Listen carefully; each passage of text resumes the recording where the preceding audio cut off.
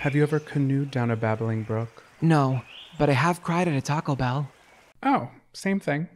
Listen up, campers. It's time to buckle up, pitch a tent, and take a hike. Because Camp Counselors is a variety show. So prepare for a good old-fashioned kumbaya, Weird news, hot gossip, and scary stories around the campfire. so spooky. Is this podcast even about camping? No, but it is camp. This is Camp Counselors. Hey, happy campers! Welcome back to Camp Shady Birch. Week 38 and a very special week. You know why, everybody? It is our Pride episode. Woo! Woo!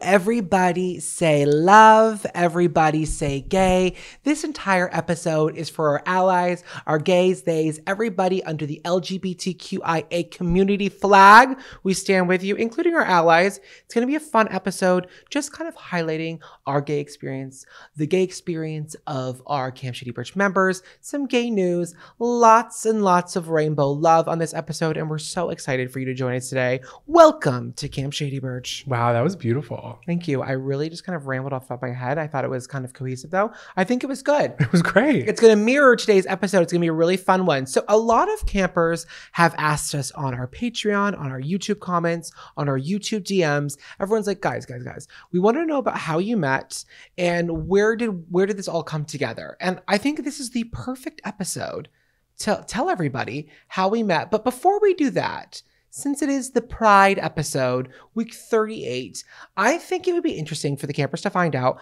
a little bit about our coming out stories in solidarity and standing with our community. It's kind of annoying, before we even say it, that gay people have to come out, you know? Straight people don't have to do that. And God bless you. No hate to you guys, okay? I love my allies at Camp Shady Birch, but like, it is a kind of a nuisance as a gay person to have to come out. And it's still a thing, and I hope one day it's not. But we both had our own coming out stories. Yeah. Jonathan, do you want to start? I feel like I've already kind of hijacked this episode. No, why don't you start? Tell our little campers how little baby Jonathan came out. When I was a little girl. No, listen, the first memory I have was with a Polly Pocket. Okay. So I'm pretty sure my mom knew too. I'm pretty sure she did. But I didn't actually I came out to some of my friends earlier on in high school, but I didn't actually fully come out to wherever you are until I was a senior in high school. That's still really young. Yeah, about to step off to college. I don't know. I had a really hard time with getting the words there with my inner circle. But I feel like if you know me, you know me. And that's how I felt back then. It's this is no different. I'm just kind of you're yeah, girl, we knew, babe. We knew this whole time. But yeah, I came out right before I went to college, and it was a weight was lifted off my shoulders. And I came out very piecemeal. It was a couple of weeks I would tell one person. So it wasn't a big gathering. And yeah, I mean, that was that. And then after that, to the people in my family, I didn't really say much until I had a boyfriend. I was this is my boyfriend I'm bringing to a wedding. And they were like, oh, okay. Oh, so you did the whole, I'm not going to say I'm gay. I'm just going to say I have a boyfriend. Yeah, hard launch. Well, that is the hardest of launches. Well, I also grew up in the Midwest where it was I had, and I still do have some difficulty with that shit. And I think that definitely had something to do with what took me so long. And for a long time then, even when we started dating, you asked about when I came out, and I was kind of embarrassed to talk about my coming out story. I know, and even right now, I feel I don't want you to be embarrassed, but I feel we're not getting any details. I want to pry a little bit as your boyfriend. Well, why don't you pry? Because I don't know what details to give, because it was not a fun experience. Oh, I love your parents to death. I think they are I think I've known a lot of parents my entire life through other relationships, through friends. I think your parents are some of the most supportive, beautiful individuals. 100%. And I want to know, how did you tell Barb and how did you tell Rob? How did you tell? I couldn't get the words out, and my mom knew. I was folding laundry, and I was talking about one of my art teachers who had talked about not being able to, she was clearly a lesbian, and she was talking about not being able to go home for the holidays, and yeah, how she didn't have a family. And I was telling my mom about it. It wasn't planned of this is going to be a coming out moment.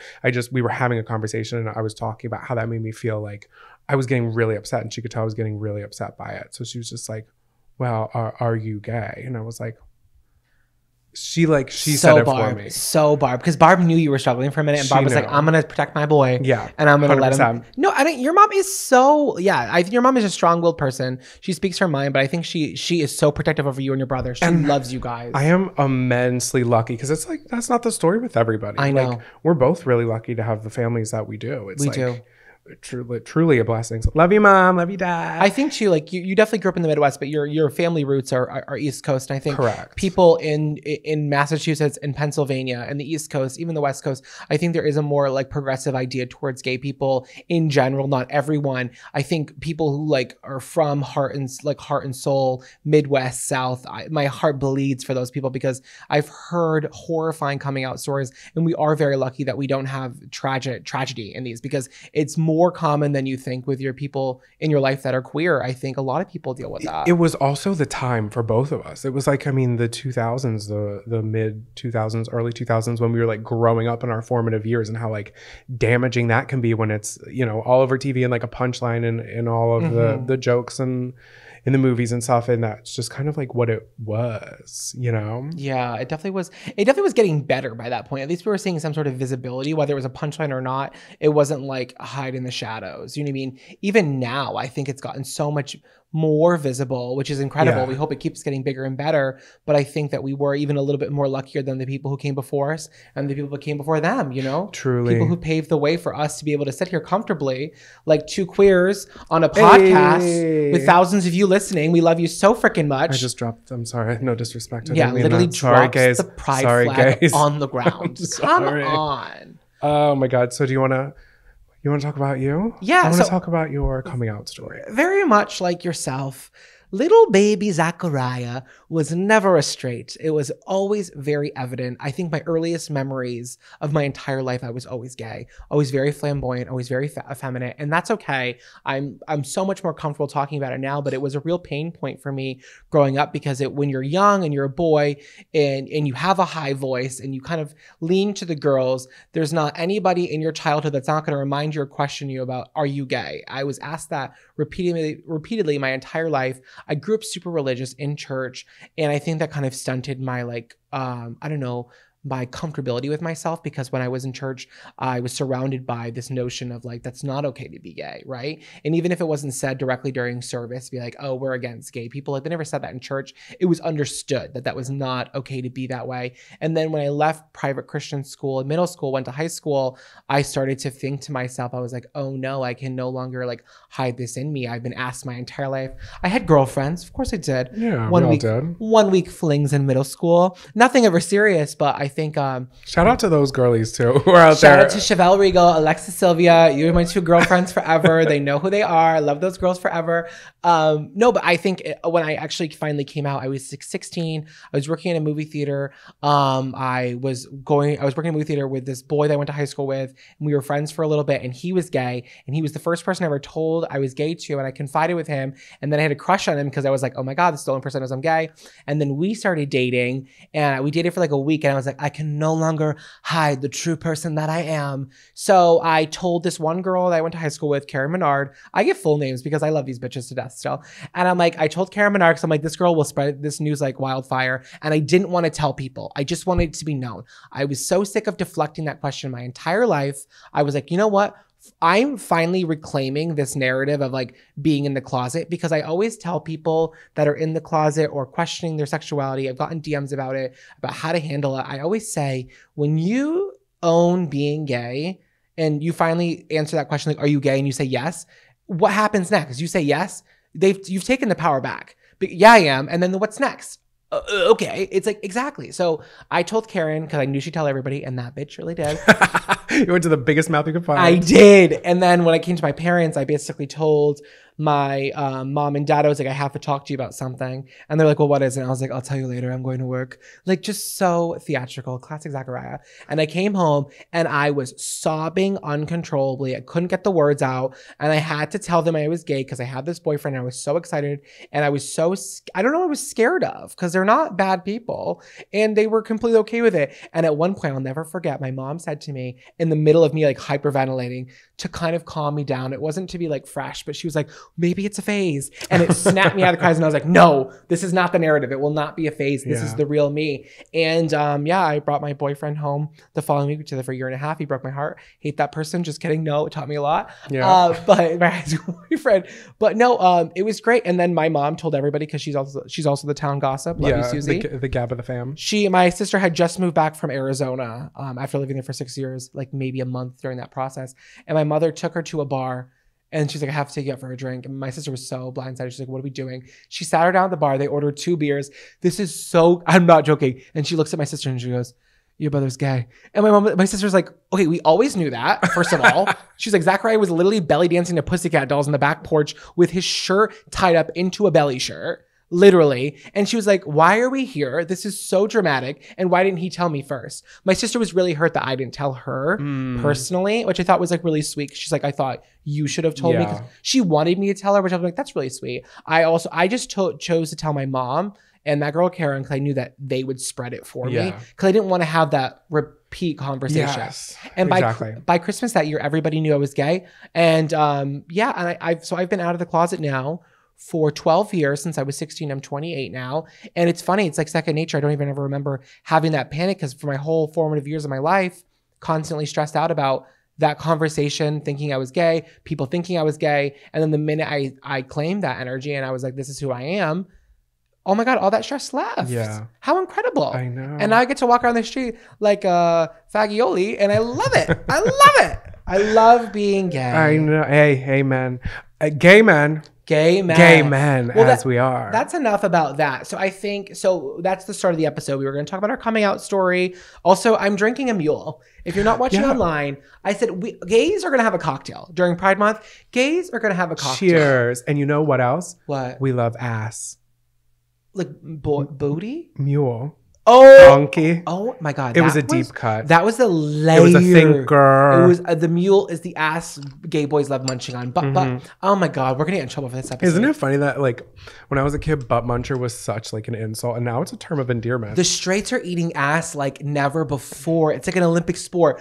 The gays had poppers. The gays were eating ass. Everyone's making fun of them. Guess who's doing it in the butt more than the gays? The straights. They're loving the butt play lately. Munching it like corn on the cob. You know what? And more power to them. There's a lot of nerve endings in that butthole. We're gonna lose some listeners on this episode. And if you leave after this episode, you were never an ally. Yeah, I love you guys. I'm joking. Don't be afraid of the balloon knot.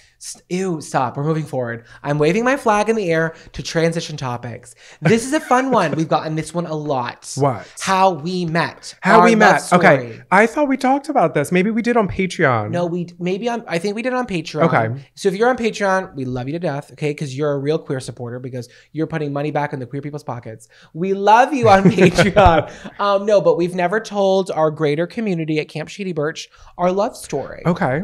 Okay. I want to start because I feel like I need to start because we always fight about the details. Well, I think I'll start because I started let me start. And then let's just back and forth. We don't have to do the whole thing. Before we start, guys. Yes. There is a lot of miscommunication and there's a lot of details that we don't agree on. There's one. And it's major because we fight about it every single time. We'll just get into it. We'll just get into it. For campers, strap in, get a big... Strap in or strap on. Oh, it's my Pride God. Month. Stop it. Okay, so there I am in Philadelphia, Pennsylvania.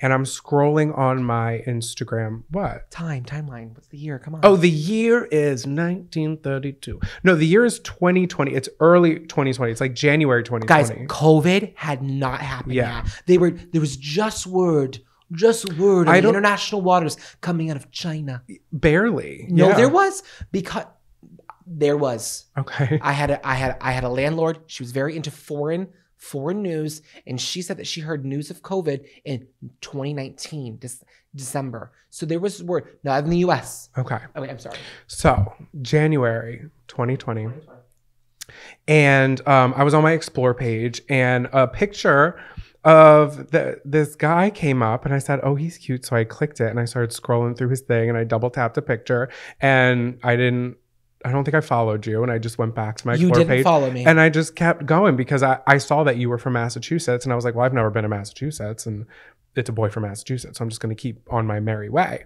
And then I get a DM from said handsome fellow, and he said, well, are you going to message me or no? Okay.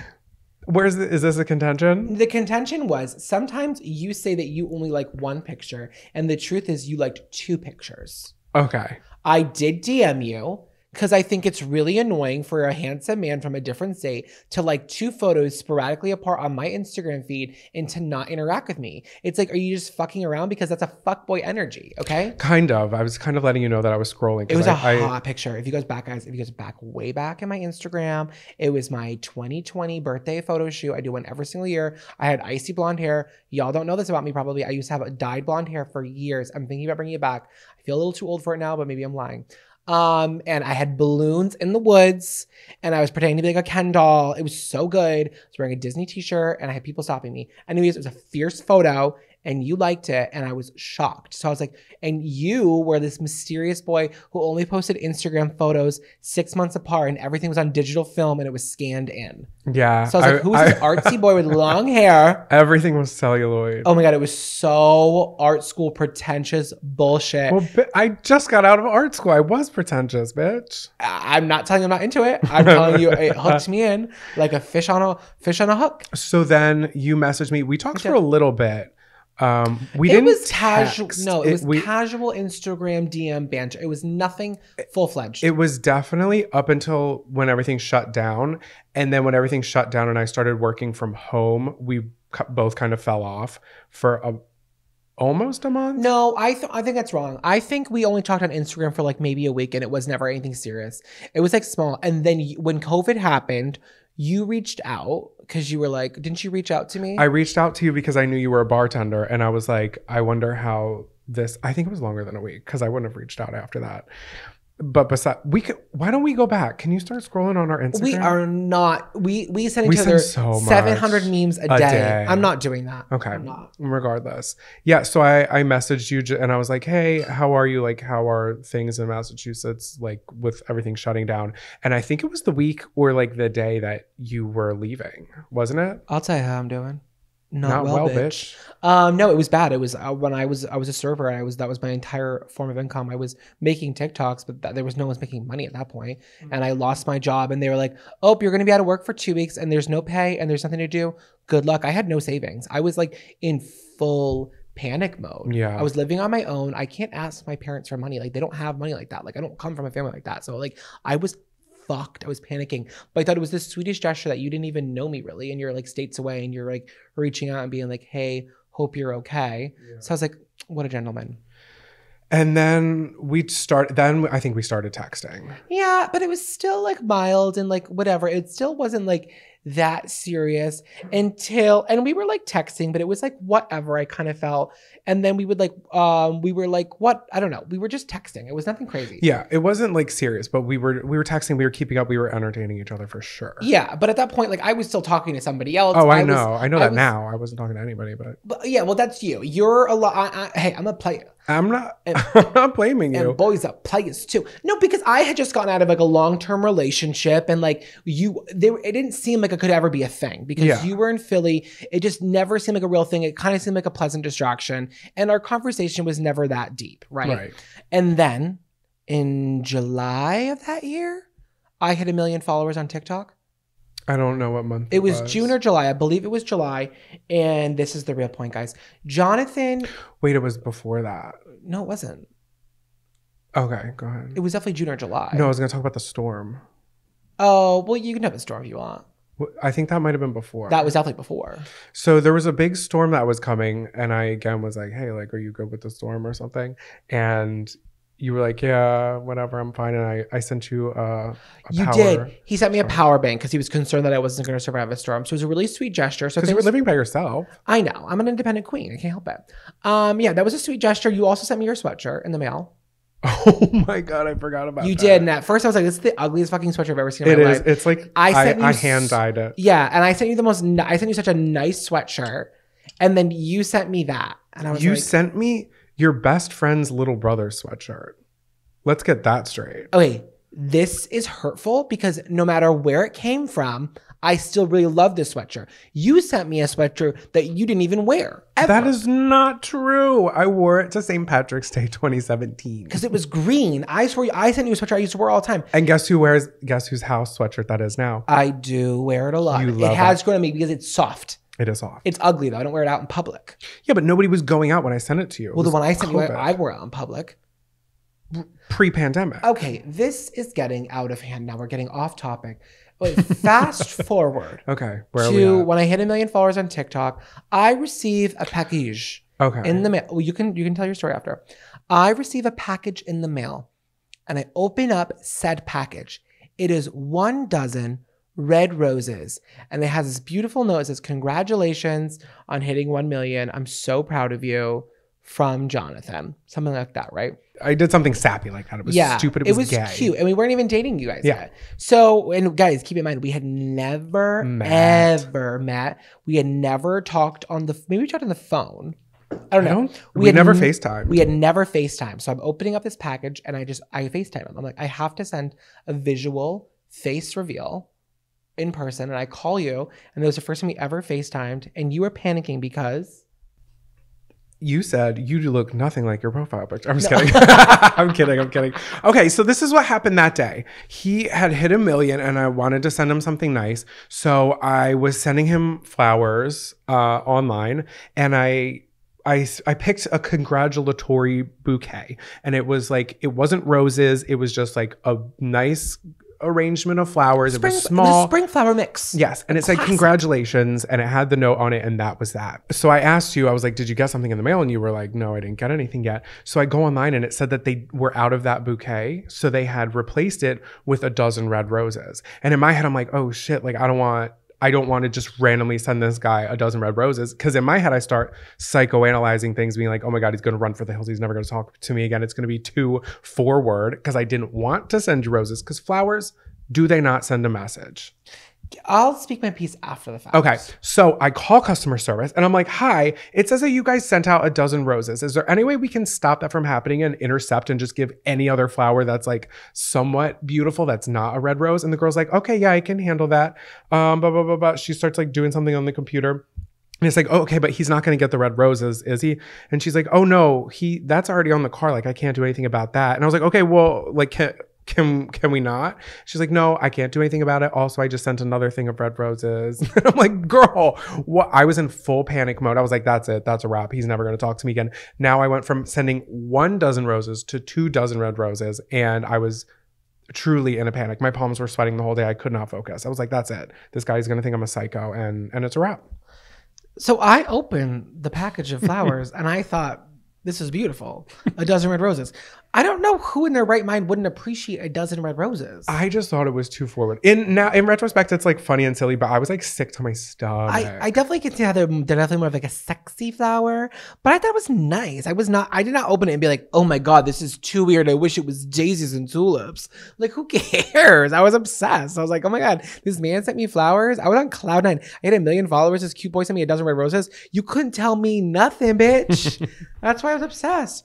So long story short, after that, you took your first ship up to New Bedford and you stayed the weekend, and I cried when you left because I loved you so much already. And then I went down, then you came up again. Then I came down after Thanksgiving to Philly. And then for the next like 1.5 2 years, we did long distance back and forth every couple weeks. Sometimes it would be a month apart, which really sucked. I think that was the most that we did was like a month, maybe 1.5 months at the beginning. Yeah, it was really, I was in a blessed state because right after July, I had 1 million followers. I was selling merch online. So I was able to leave the serving job that I was working 3 days a week at, survive off the merch money. Then I started getting brand deals. So then I could go full-time with TikTok, and I've been full-time on the internet ever since. So it was really easy for me to like go to Philly and like when I could and versus while I was coming at work here, you know what I mean? Like, so long distance really worked for us because I had a very flexible schedule. And I think a lot of people are always questioning like long distance or whatever, but it worked for us. It did work for us. And I think we were also lucky that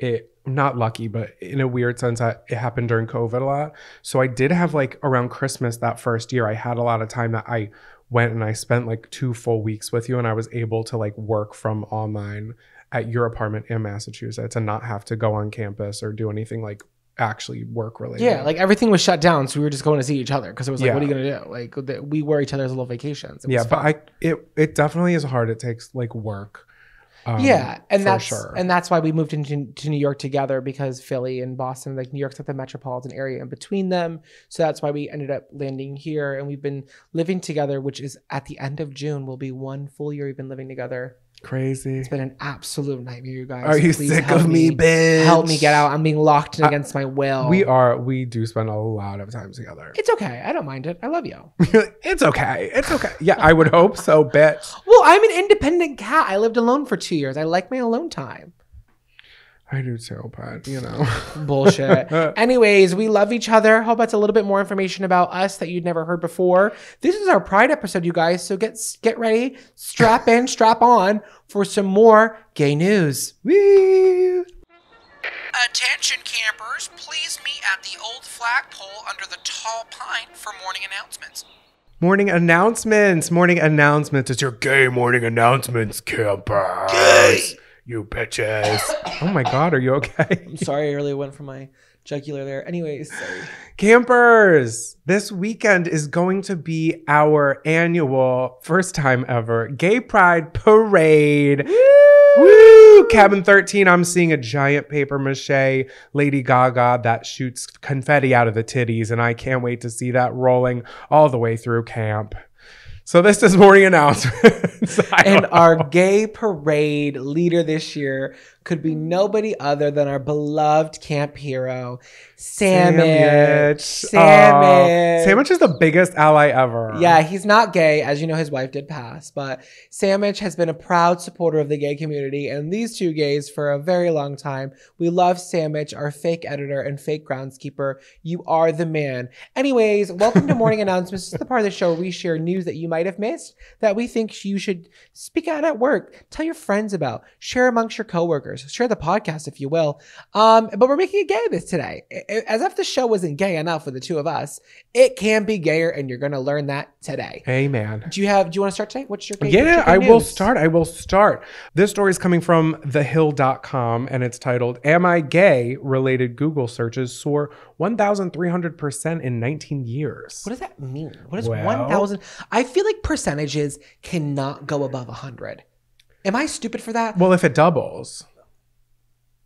Oh. So what is that's too much math for me. Just keep going. Okay, oh my okay. God, I feel stupid. All right. So the Cultural Currents Institute released an analysis that explored Google searches from 2004 to this month that included searches such as Am I gay? Am I lesbian? Am I trans? How to come out, as well as searches for non-binary.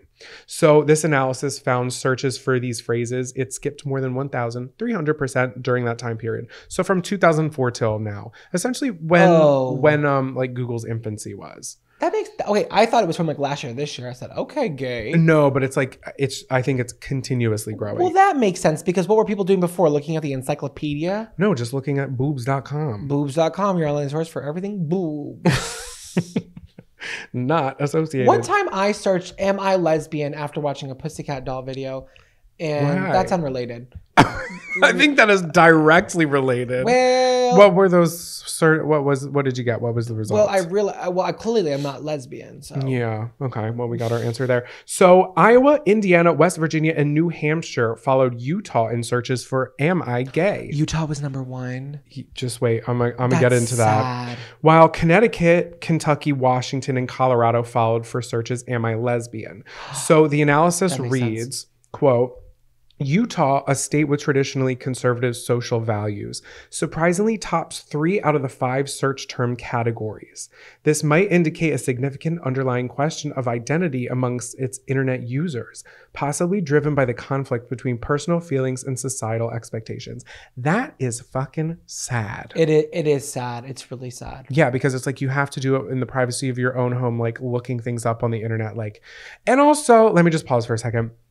when people say it's a choice to be gay, I feel like it's kind of slowed down a lot. However, I have still heard it. No, people still say it has slowed down a lot though.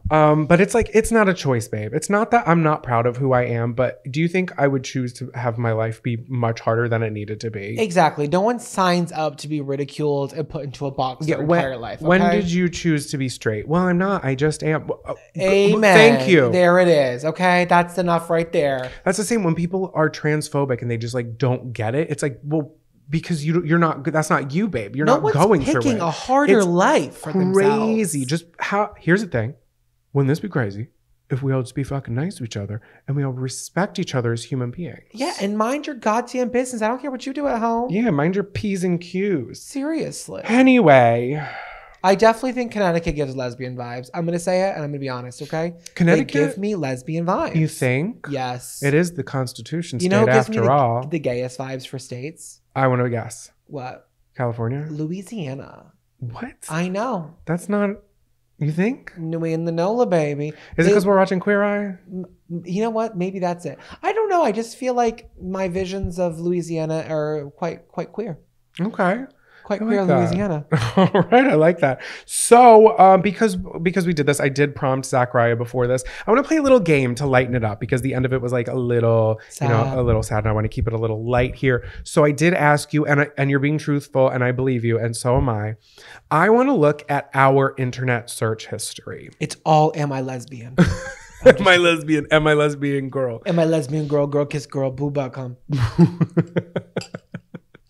Listen, I'll tell you what. My Google search when I was 12 years old was not boob.com. It was something quite southern of the border. Ah, that's so cool. That's so cool. Okay, so why don't you go through your last 10 internet searches on Google? Your last thing, the last things you Googled. Oh wait, I'm gonna go from like furthest out to last night. Last one I said will be last night. Okay.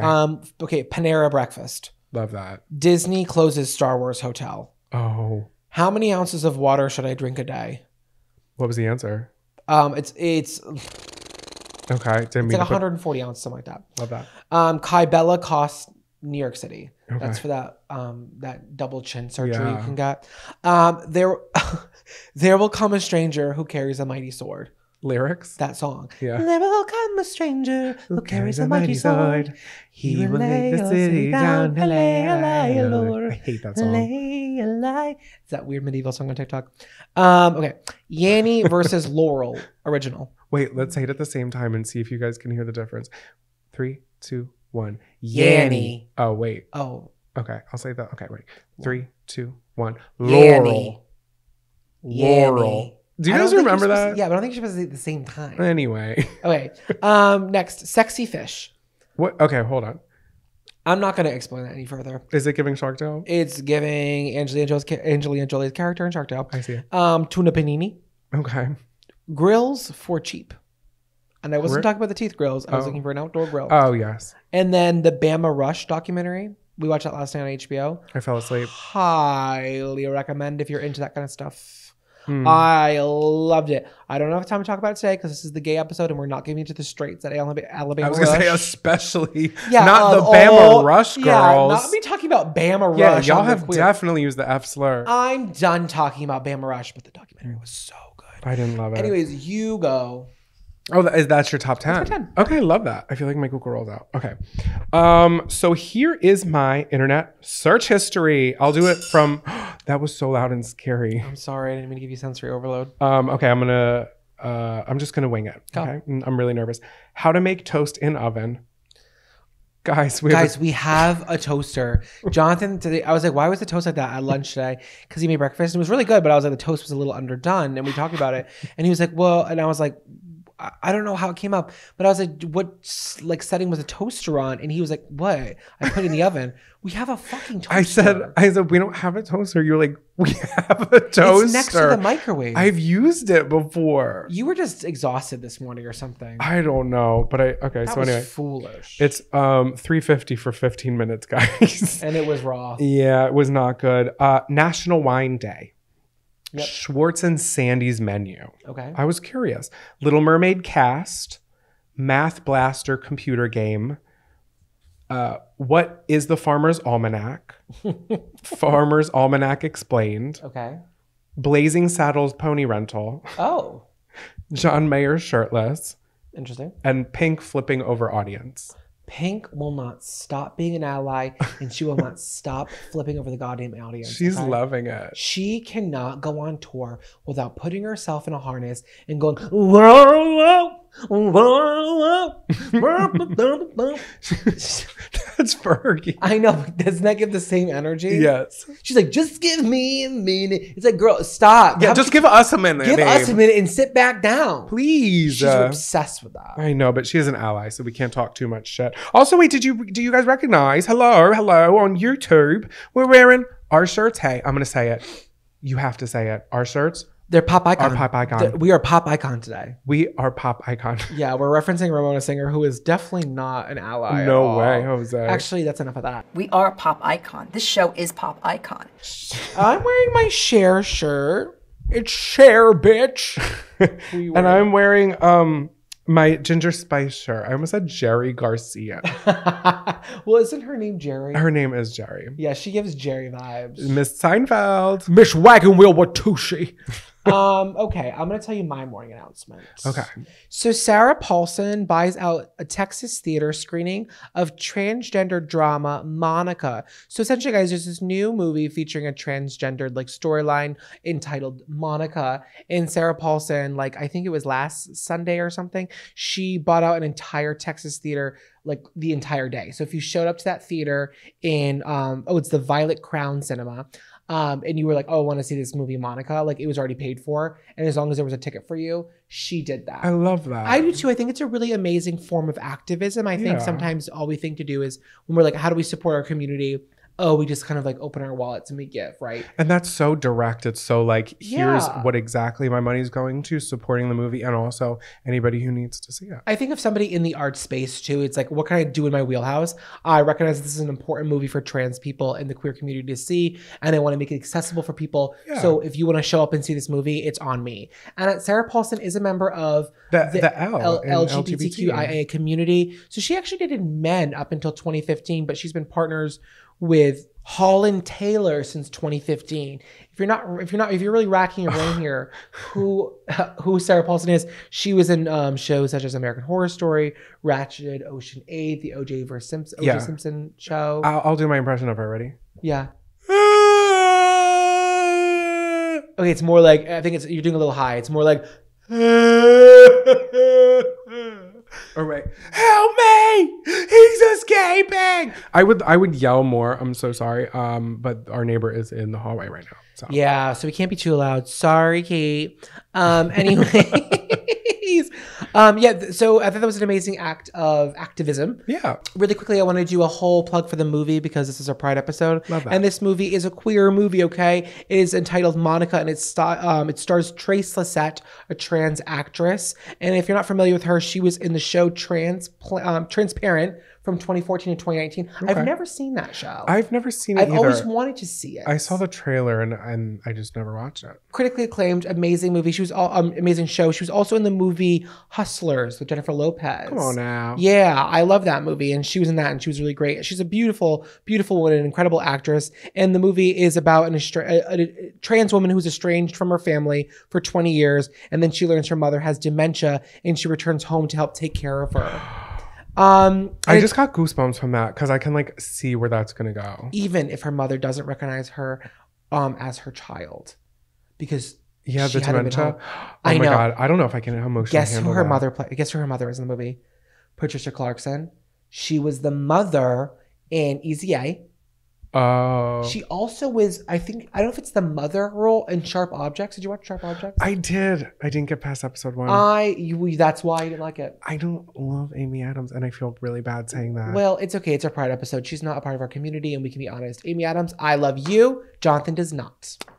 And also the sister in the movie is Emily Browning, who you do love. Okay, Emily Browning. I remember the first time I sat down and I watched a movie and I was like, I want to be in a movie, was A Series of Unfortunate Events, because I thought she was so freaking cool in that movie, and I thought she was so fun and like really pretty. She's British. She's a British love. She was in that horror movie, The Uninvited. I think it's called The Uninvited. You also love I think Sucker I'm wrong. Punch. And she's in that. Sucker Punch. I Ooh, hate she plays that movie. that. Hey, that movie's great. I saw it twice in theaters. And You love that movie. She sings a cover of Sweet Dreams at the very beginning, and it's so good. It's like hypnotic. I love that movie. Well, she plays a sister in Monica. Okay. We should go see it. I would love to go see it. I have to emotionally prepare myself because dementia. I don't do well with that. I know, but you have to support queer cinema, queer actresses, queer people, and queer storylines, because I think this is a storyline that is probably more true and more common than we think. Mm-hmm. And it is not our experience. You're right. But it is a valid experience, and it's an experience that we all should explore and understand deeper. And I think Teresa Sett was the most amazing casting for this, and she's already received incredible reviews. Yeah. So we are going to see this movie. Let's do it. Monica. Are we qualified to be giving advice? No. Are we going to do it anyway? Absolutely. Welcome back, you guys, to Dear Counselors. This is the part of the show where you can write in to us, and we can give you advice on a question you have. You can go to campcounselorspodcast.com, or go to, you can email us at campcounselorspod@gmail.com. Mm-hmm. So this camper writes in, Dear Counselors, I'm new to being queer and have never been in a gay queer relationship. My dating muscle is also very out of shape. My last serious relationship was over 6 years ago with a cis man, and my last date was over a year ago. I really enjoy my time alone and have other priorities, but I also get overwhelmed and stressed out about dating that I just talk myself out of going on the apps. I also don't want anyone to feel like they have to teach me how to be in a queer relationship. Any advice for a gay baby like me? Signed, Solo and Cabin 69. LOL, great sign off. I think we had a lot of questions come in, and I think this one we chose because my heart pulls. I hate the idea of somebody not putting themselves out there because of anxiety, because I don't think there's ever the right moment to put yourself out there. I think at some point you just got to do a little leap of faith, okay? Especially for your first queer relationship. I was just going to say that. It can be a little daunting, right? But there's nothing wrong with downloading the apps and just seeing what's out there. I was just going to say that. And I think even if the first date or first few dates are not great, each one is like a step in the right direction to like learn more about yourself. You really do learn so much about yourself dating overall. So like dating other people for the first time in like a queer space is, I think you're going to learn more about you than you think you're going to. You're going to learn what you like, what you don't like, and all that jazz. And I think at its core, right, you're just meeting people, right? And you're trying to figure out vibes and figure out who is compatible to you. And you also wrote in, like, you're like looking for suggestions to meet cute gay folks from Brooklyn would be welcome too. I think that's also a great way to go on dates and go to queer spaces. And if it doesn't work out, maybe you make a friend in that situation, right? I was just going to say. I see what you mean right here when you're like talking about how you don't want anyone to feel like they have to teach you how to be in a queer relationship. Nobody has to teach you how to be in a queer relationship, okay? At the end of the day, me and Jonathan's relationship is not different than anyone's straight relationship, okay? Yes, we have two pishka deals, okay? But being in a relationship has nothing to do with that kind of, I don't know. Like a relationship is a relationship at the end of the day, okay? Yeah, emotionally, it's different. Yeah. I'm sorry, emotionally, it's not different. Yeah, it's not different, okay? Like there may be some nuances to like meeting the family or like a couple things here and there, but no one's going to teach you how to be queer. If you're queer, you're queer, girl, and you're going to ride that out, and that's going to be you, okay? So don't have that stress there. And if someone is like a little too into the fact that you've never been in a queer relationship and they're looking to be like too overly like, I don't know, controlling over that person probably has a problem, and that's a red flag. Red flag, not a rainbow flag. Red flag, not rainbow flag. So if someone is too into the fact that you've never been with somebody like in a queer relationship, they're probably fetishizing that in a weird way, and I don't like that. I think you need to get out there, one foot in front of the other, and just download the apps from the comfort of your own couch, okay? And respect your solo time. Yeah, that's what I was going to say. Like, what you have, if you can keep that separation and like make it clear that you need solo time, because they always make the joke that like the two lesbians who go on a first date, they bring a moving truck because are like stereotypically quick to move in. But like, it's good that you have your space, you like your independence. And also, what's the harm in just downloading the apps and just seeing what's out there? Luckily, I'm assuming you're also in New York, and when we're not at Camp Shady Birch, we are also in Brooklyn, and we are in one of the most queer-friendly places in the entire world. Yeah. Okay, there are more queer people here than I've seen anywhere else, and boy, do they not stop wearing their khakis. Yeah, we've been to West Hollywood. They love it.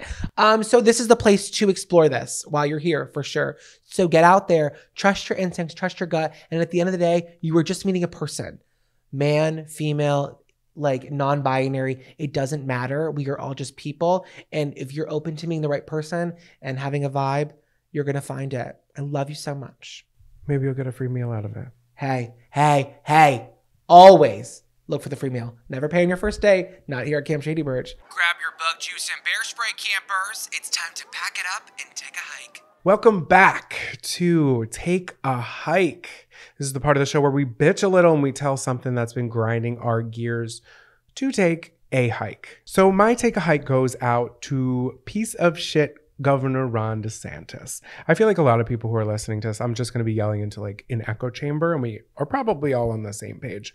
But if you don't know, the Don't Say Gay law that was passed, it bans any lessons on sexual orientation or gender identity before 7th grade. It originally was 3rd grade, then it's 7th grade. Now there's an amendment to push it to the 12th grade, where no public schools in Florida can talk about anything like that. Oh my God. Right. Well, that among other things, and a lot of other transphobic bathroom usages and a whole bunch of not so fun shit like that. Okay.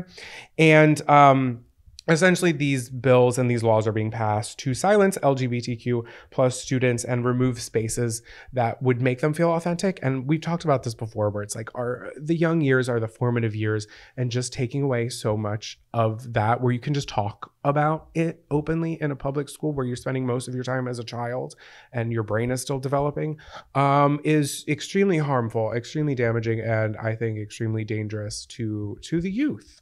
So Ron DeSantis, not a fan of that asshole. But I do just kind of want to switch gears because I know it gets heavy in there, all that shit. We want to keep it light. So I'm sure most of you have heard about like Disney versus Ron DeSantis. Have you heard? Yeah, because Disney's like the biggest employer in the state of Florida, and he's the governor of Florida, so there's a point of contention there for sure. Right. So last year when the bill was in talks in early 2022, Disney kind of like was dragging its feet a bit to say something, and people were, protesting. They were like, Disney, like, what's going on? Like, you're here in Florida, you are pumping out money like for this state. Why are you not saying anything? But I'm pretty sure they were just getting their ducks in a row for what I'm about to kind of talk about. So I'm going to do a brief timeline of Disney versus Ron DeSantis, which actually, I'm going to save that little surprise for the end. So in 2022, when the Don't Say Gay law was passed, Disney, like I said, was kind of dragging its feet. Disney was like, yeah, we're a part of Florida. Eventually they came out and they were like, yeah, we're a part of Florida, but we're not going to adhere to what you're putting down. And DeSantis was like, no, babe, like you actually are. You're in Florida. This is my state. I'm the governor. You're going to do what we say. Disney clapped back and they were like, well, we want to make sure we're supporting every single employee, every single cast member that we have, every single guest that comes into our park from around the world where they're not necessarily like living in Florida. We just want everyone to feel welcome. They also have weird like tax exempt rules, which I'm not going to get into, but they're kind of like an entity on their own within the state of Florida. So, Disney was like, baby, take a seat. We are our own entity. And they have this deal, which it was kind of confusing to me.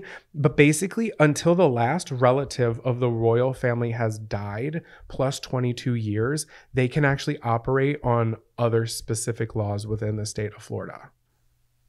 Does the royal family ever die? I don't think so. That's the whole bet? I guess, but is that a legal document? It's illegal. I looked into it. It was a little confusing, but it was enough for me to be like, okay, I get it. And yeah, that's a thing. So it was a long-winded way of Disney being like, hey, fuck you. So we are Team Minky and Minchie through and through over here. And the funny thing is, Ron DeSantis got married in Disney World. That's hysterical. In 2009. And he looked like a fugly slut. They're also doing like that giant pride parade this year. Yes. And then that's their way of like clapping back and being like, hey, we do not support, and everything you're doing is harmful and hateful and against the things that we stand for. So shout out to Disney, because they definitely have been hesitant in the past before. And I have had like on my conscience, like a little contention with Disney in the past where they just like were not showing any gay representation whatsoever in a lot of their obviously whitewashed things, and everything's kind of changing now, which has taken some time, but I can appreciate it. And I think my heart goes out to Mickey and Minchie. Yeah, if there was ever a time for Disney to step up, it was now, and they really have taken the reins and supported the LGBTQIA community. We love you, Disney. Ron DeSantis he actually just announced that he's running for president. Well, that's great. He can run himself off a cliff. Ooh. Okay, so what are you telling to take a hike? I'm telling the conservative lawmakers banning drag shows to take a hike this week. So I'm sure as many of you know, across the nation, conservative state lawmakers are advancing and passing bills that take direct aim at drag performers, placing restrictions on LGBTQIA plus expression that are discriminatory and unconstitutional. Tennessee became the first state to explicitly ban drag shows in public spaces. And essentially, like, the bill that Tennessee passed, like previously, they're putting drag queens in this category as adult cabaret performers, which are basically in line with like sex workers. Basically being like, you can't perform drag shows out in public where children could potentially be in attendance. And they're treating them as adult cabaret, which is like essentially be like, you can't have like a strip club out in public. Okay. Which the two are not the same. Yeah. And it's this whole notion kind of like with like it's the protect the children idea, where it's like, we're doing all this to protect the children. Nobody wants children to be exposed to things that are inappropriate. But by not exposing children to the ways that the world is, by not showing them people that look like them, that talk like them, that are like them, is so harmful at like a molecular level for children. Like, queer kids are 4 times more likely to commit suicide than an average child. Yeah. And it's because of things like this. It's because you're sending them to school where they can't say gay. You're taking away the only public like places for them to see drag queens, which are pride events, okay? Which are not, for the most part, offensive or over the top. Like, I don't think kids should be at a gay bar at midnight on a Saturday night. Right, because where a queen's like deep throat in a hot dog, okay? Yeah. There is a line, right? But for like drag queens who have been literally going to public libraries and reading books to children. Exactly. And it's weird because the law, it says it's like, drag queens can be arrested and get a felony charge in Tennessee if they're doing something. It's not, drag isn't illegal. It's if the performance is like sexually explicit. It's purposefully muddy verbiage. It is. And you know what's so interesting? It creates this like tension, right? Because as gay people, when you walk into a space that's predominantly straight, you have this fear of being called out, of being attacked, of being like, I don't know, it's stressful, right? Othered. Yeah. And I think they've created this space where like, wait, what if the drag queen's performing a number that definitely isn't suggestive, but if there's a man in the audience who doesn't like gay people and wants to be like, I'm offended by this is inappropriate, now we've just started a lawsuit. It's so vague, it becomes so subjective that it's unsafe. Yeah. It's unsafe for people whose entire job is to be like performers. And it's another way to stop gay people from being proud and out and in the public face. And themselves. Exactly. Literally. And where's the line for trans people? You know what I mean? Right. This is a direct attack on gay people and specifically trans people. Yeah. And Tennessee was the first person to be like out and about with it. And it's a very slippery slope because there's been many other states that have started similar processes. No one's really as extreme as Tennessee is right now, but you'd be surprised in states like there was even one in Massachusetts that was trying to ban a pride event for drag, and the ACLU stepped in and they got it like revoked or whatever. But this is just where once you start the process, it's erasure. People are so ignorant and so scared of things that they don't understand. And again, I feel like we're just having this conversation here because the listeners, y'all, I feel like you guys support us. So hopefully, for the most part, it's again an echo chamber and we're all on the same side here. But yeah, talking about it is important. But I just think people are just so scared of what they don't understand and they don't want to understand. People have just like won't break the chain of their ignorant parents and how they were raised. And it's just so like hurtful and damaging. And it's just, I don't understand. Maybe it's just because as long as you're not harming somebody else, I truly don't give a fuck what other people do. And I enjoy watching people like thrive and do their thing. I can't put myself in their shoes to be like, I hate people for just the way that they are, because I don't know what that's like. I know. You know? So it's like, I can't relate, babe. But yeah, it's scary, it's dangerous, and it sucks, and it's sad. You know, it's not dangerous. What? Drag is not dangerous. There you go. Children and gay people need to see themselves in other people. I watch Queer Eye, I watch RuPaul's Drag Race, and then I watch 17 other versions of YouTube and other after shows of Drag Race, because I don't even see myself represented in media, okay? So yeah. I think to take away these like little pieces of the queer community is taking away a lot more than you think, because we already have a very limited access to things, and let these youth in a safe environment experience people amongst their own community, because we don't even get it. You guys gave us 1 month a year. Thanks a fucking lot. And now you're taking away the drag, a part of it. God. All right. Enough of the take a hike, but geez, conservative lawmakers, take a hike. Do you think the new counselor likes the top bunk or the bottom bunk? Over. Either way, I'm giving them my boondoggle keychain. Over. Welcome back to Crush of the Week. Ooh. This is the part of the show where we tell you who we're crushing on, who we're loving on, who we're smooching on, who we giving a big fat gay kiss to. And this week's a special week because it's Gay Week here at Camp Shady Birch. Yes. We are doing our gay awakening. Yes. Who was the first celebrity that said, hey, I think I like boys? Well, first it was Big Bird. I'm kidding. So let me paint the picture for you, okay? This is my gay awakening, okay? I couldn't tell you how old I was, but I was a youngin'. We are 28 minutes in to the VHS of George of the Jungle.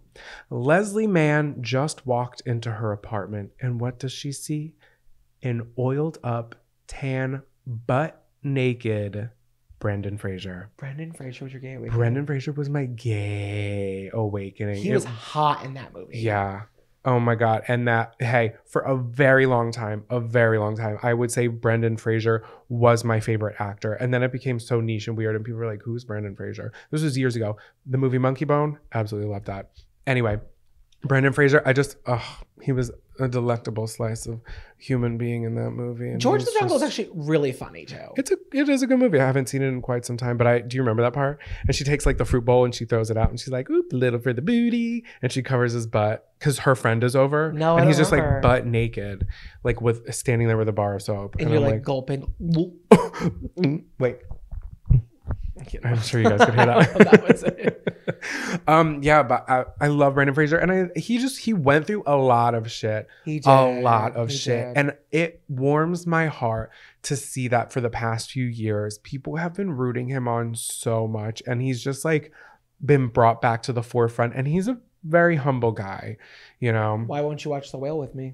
I'll watch it. It just, I don't know. I don't think anything I don't think anything good is going to come from it. I don't know. And I do know. Just be honest with the campers. I don't love movies that I know are going to make me not feel good at the end. Guys, Camp Shady Birch, let's take a poll here. Who here loves a movie that you're going to leave feeling upset, sad, or tearful? Yeah, because you bounce back from it. I have like a full day of recuperation because I can't get out of my head about certain things, and that's one of them. I know. I just love to celebrate good acting. True. Congrats, Brendan Fraser. We love you, and you are hot. Yeah, baby. And another gay awakening was Devin Sawa for me, for sure. Who is that? Devin Sawa. He was in Casper. He was in Idle Hands. He was in... You're such a spooky bitch. What's the other... Was Idle Hand a spooky movie? It sounds spooky. Idle Hands, yeah. It was like a silly spooky movie, but yeah, he played Anton. And then what was the other... Now and Then. Him and Christina Ricci were like always like counterparts. Yeah, because they're both spooky ass bitches. Yeah. But I liked him, and who else did I like? Nick Carter. God, we don't talk about him anymore. Aaron Carter too. Aaron Carter was my number one. Anyway, those are just a few of my sexual awakenings. Wow. Who awoke your sexual slumber? My gay awakening is very simple. I remember this story quite well. I was 6 years old maybe 7. I think it was 7. I know that sounds very young, right? But that's how early you know that you're gay, you guys. And that's what I'm trying to get to the point as. I've been given a stack of old Nickelodeon magazines. I think I've told them in the podcast already. Nickelodeon magazine, please. Nickelodeon magazines, and they were old magazines, old magazines. And they were given to me by my old babysitter, Megan. Yeah. And one morning after she'd watched it Friday night, it was Saturday morning, and I was like, let me flip through these old magazines, and there was a cover. I believe it was the May 2000 cover. Oh my God, 23 years ago this very day. I believe it was the May, because they were old magazines. May 2000 cover, and it was of NSYNC. And we can find it. I can find it very easily on Google. And it was the cover of NSYNC. Yeah. And I saw that Macaroni Head Ramen Man, Justin Timberlake, right in the middle. Scrumps. And I took both of my fingers, you guys, my finger, and I put an X over every member's face. And then at the end of it, when it was just Justin left, I took my index finger and my middle finger and I kissed it like this, and I put it right over his face. You're so drama. I swear to God, I remember it like it was yesterday. He was my gay awakening. And you know what, Jessica Biel, if you're seeing this, I will fight you on sight. Actually, I don't love him anymore. I actually have a bigger crush on Jessica Biel now. Yeah. Quickly, I'm gonna Google, am I lesbian? Jessica Biel. Jessica Biel. No, she's not. I loved him then. I don't know if I love him now. Yeah, after the Britney stuff, he just really didn't have like a great. Yeah, honestly, there was so much more that it. could have been said. I know. I feel like he got it easy at the end of it all with Britney. I feel like a lot of people like disregarded him, but he wasn't a good guy to her. You know what I mean? Oh my God, no. And as a member of the LGBTQIA community, you know me, I'm going to support Britney through and through. Okay, I don't care if she's AI or not. Every time I try to fly, I fall without my wings. I feel so small. I guess I need you, baby. Stop. We're gonna need a copyright strike. Every time. Sounds so good. Okay, we're done. Anyways, those are our crushes of the week. What song's been stuck in your head all week? Welcome to Camp Songs. Welcome back to Camp Songs, y'all. This is the part of the show where we give you a little song, an assignment. We never call it an assignment. You guys, you should be listening to all of these songs that we tell you after each episode. I feel like a good chunk of people do. But I have curated a playlist. There's over like 1,300 people who have saved it. So that's incredible. Yeah, and some people have Apple Music and they're like, I'm not switching. Yeah, and hundreds of others who are listening on YouTube. You guys can listen to it for free. We're just doing it for fun. All that to say, Camp Songs, we're just telling you the songs that have been stuck in our head all week and the songs you should listen to. Do you want to go first? Yeah, I feel like these are our gay anthem songs. These Yeah. are songs. I feel like every song I pick is a gay anthem in Come my on, opinion. baby. What's your anthem? But my anthem this week is a little song called Break Free Oh, I thought, okay. by Ariana Grande. Love that. My High pony. 2014 anthem featuring Zed.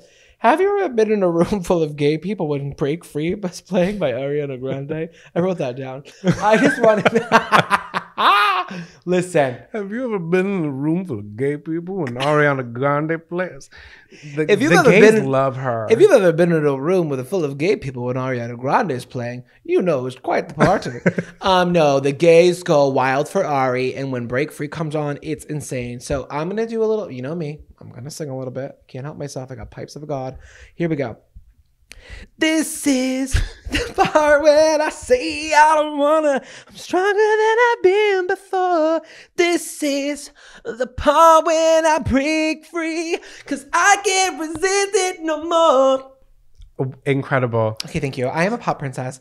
Anyways, I just need everyone to know the breakdown at 2 minutes and 45 seconds is absolutely insanity. If you that needs to be at full fucking volume, you guys, okay? It'll blow your goddamn mind. That song is so fun. There are so many great Ariana Grande songs, but this one is amazing. It has over 250 million streams on Spotify. Jesus Christ. It's probably like 12 on our list. It's not even in their top 10. Wow. But I'm telling you, this one for the gays. I was at Pride last year in Providence Pride. Providence Pride is so fun. And I was dancing this, and I was like, my balls were dripping, you guys. I was sweating my ass off. You look disgusted at that point. I was sweaty. It was summertime, and I was dancing my heart out. It's a great song. It is a great song. This song just makes me proud to be gay, and I love it so freaking much. And I love Ariana Grande and her gay brother Frankie. She's a real ally. She always has been. So. He is not an ally of the podcast. We are fighting. Well, hey, just because please we're gay refer doesn't to mean like 10 episodes ago. Listen, Frankie, it was an accident. We didn't mean to call you out. Okay, you were our first viral clip on Camp Counselors. We're sorry. Anyways, what's your song of the week? Oh God, I had so many gay anthems, and it took me such a long time to figure out what it was. And I was like, you know what? I'm just gonna go with it.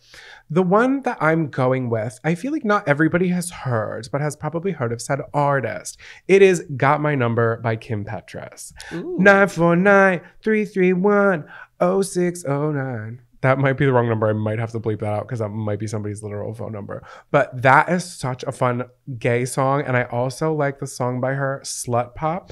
That is not a song to play with the kids in the car. But hey, this is Slut Pop. I love me some Kimmy Petras, our trans pop icon. Kim Petras has a lot for the gay community. She's really out there. She's paving a way. She's a trailblazer. She is. Listen, guys, these are all for free on Spotify and YouTube. Link in the description. Don't be gay. Actually, you should be. Listen to it now. Scary stories around the campfire. I don't know if I like this top. It's so gay. You know, you really shouldn't say that. What? When you call something gay, when you actually mean it's dumb, it's insulting. That's like if I looked at you and I said, that's so girl wearing a skirt as a top. I don't know. You were doing so good. And she goes, oh, hey, you are. She's Duff. Do you guys remember that commercial? Hillary Duff with the "That's so gay," like it's like the anti-gay commercial. When you say "that's so gay," do you realize what you say? Knock it off. I know. Back in the day, everyone used to be like, "That's so gay," and it's mean. But sometimes I'll be in the car and I'll be like, "That's so gay." Yeah, but that's just you being silly, and you don't say that to people. No, and I'm also gay, so I can say it. Yeah, Stop. people also were tossing around like the R word, like left and right. Like we've grown. Yeah, and thanks to Hillary Duff, our gay queen. We love you so much. Actually, she's straight, but she's an ally. Anyways, this is Scary Stories, you guys. Our last segment on the podcast. This is when we tell you a scary story submitted by our campers around the world. Yeah. Jonathan, you want to read it? Okay, so we did get some submissions, some LGBTQIA. I'm a little nasally on that. Sorry, it was a little heady, but it's a heady episode. But I didn't want to read any like X-rated stories, so thank you so much for those of you who felt open enough to share it with us. These are embarrassing stories and scary stories. I wanted to keep it light, so this one is in fact embarrassing. So this writer writes in, "Hey counselors, this story takes place in 2011 when I was a sophomore in high school." Where were you in 2011? 2011, I was a sophomore in high school. Is this your email? You got me, gals. Okay, so it takes place in 2011 when I was a sophomore. For context, I'm a former twink, current twunk. For the non-LGBTQIA plus campers, I was a pale, skinny theater kid who only listened to Lady Gaga and loved attention of any kind. Attention from men was a plus. Ooh. Who can relate? In the summer of 2011, my friend Ashley was having a birthday party at her house. There was around 20 people. Most of them were from our high school. However, there were a few people from her church group who I didn't know, including one guy who caught my attention. He was super cute, dark, swoopy hair, what I would have considered muscular, you know, my type. Let's call him Chad. I feel like we're calling everyone Chad. Let me remind you again of what I was looking like at the time. A skinny, pale twink with glasses, acne, braces, and a very colorful personality. I cringe so much thinking back to the times I thought I looked cool doing something, but really just came off looking like a doofus. I think we should bring back doofus. Can we do that? Okay. We are about an hour into the party, and I'm outside on the deck with Ashley. I was looking at the group of guys inside, and I asked if she thought Chad might be gay. Or at the very least, a bit curious. I feel like sometimes people are dipping a toe. Absolutely. Ashley said she wasn't sure of his sexuality, but he was a nice guy and suggested I should go talk to him. But why walk into a house when I can really make an entrance with a cartwheel? Dear God. What a gay way to enter a room. I start running towards the door and throw my full body weight forward. As soon as my hands hit the ground in perfect form, wham! I hadn't noticed the sliding screen door was closed. After my full body had been thrown at it, the door came out of the tracks. The screen had completely ripped, and the top corner of the door had hit Chad right in the head, drawing blood. The entire party goes silent and stares at me. I'm like cringing reading this. In all caps, I was so embarrassed I can literally feel myself wanting to crawl out of my skin just writing this. And then there's a whole bunch of letters after that. Ashley and a few of my friends ran over to make sure I was okay. I wasn't hurt, but luckily, I wasn't hurt, and luckily Chad did not need stitches. It only left scratches. Let me run that back. I wasn't hurt, but luckily Chad, oh my God. I wasn't hurt, and luckily Chad did not need stitches. It only left a scratch.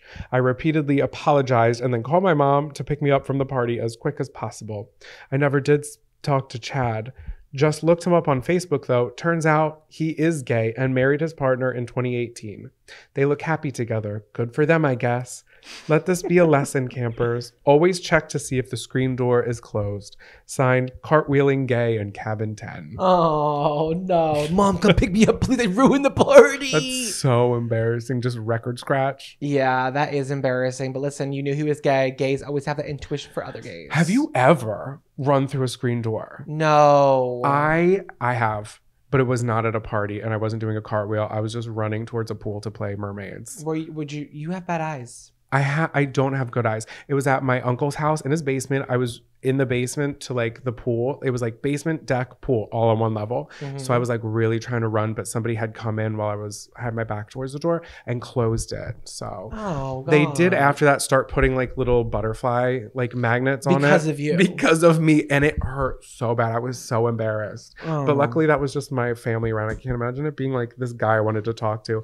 And then he turns out to be gay. So it's like, that could have been you could have been on a different trajectory in life. Yeah, you really messed up your chance. We're just kidding, okay? Everyone's happy and everything happens for a reason. Everything happens for a reason. Sorry. We're like, damn, that sucks for you. Well, the reason was to hear this story for the Camp Shady Birch. We loved it. You guys, our LGBTQIA family, our allies, we love you so much. Thank you guys for supporting. Seriously, even just listening to us weekly is support of us, and we greatly appreciate it. Yeah, you guys, just by listening to us is supporting queer people, and we really appreciate it. And may I suggest this Pride season going to everywhereisqueer.com and looking for queer businesses in your area. You can search by zip code and put your money where your mouth is and put your money back into queer people's pockets. Yes. You don't have to shop at Target this year, okay, guys? Target has enough money. Amazon has enough money, and I don't think it's going anywhere important, okay? Put it back in queer people's pockets. Sorry, the mule is kicking in. We love you guys so much. Seriously, you stick with us and we're sticking with you. And with that being said, campers, lights out, campers.